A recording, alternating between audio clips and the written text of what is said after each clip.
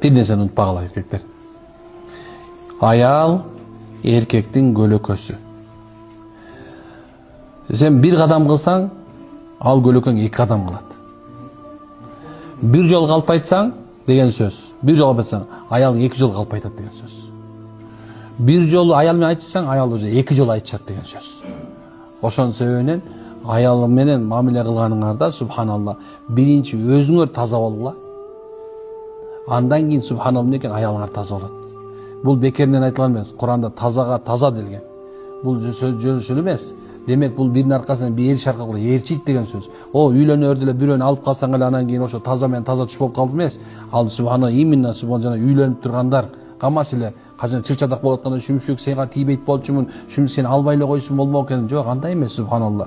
Бул жерде ошону айтып аткан киши өзү бузук болгон себебинен ошол киши попадание болуп калды деген сөз. Шундасыздарбы? Ошол себебинен көлөкөнү ээрчитерде өзүңөр туура болгула. Анда көлөкө туура болот иншалла. Эгер балдарыңар жакшы болушун кааласаңар, деген ошо көлөкөгө жакшы мамиле кылыш керек. Ошол себебинен пайгамбарыбыздын айтканы бекер айтылган эмес. Эркек субхана башчы. Башчы деген сөз, эгерде сен кыргызда сөз бар билесиңби? Балык башынан сасыйт. Сен сассаң, ар жагы аялың дагы, балаң дагы, жашооң да сасып кетет. Ошол себебинен сасып алганга аракет кылалы иншалла.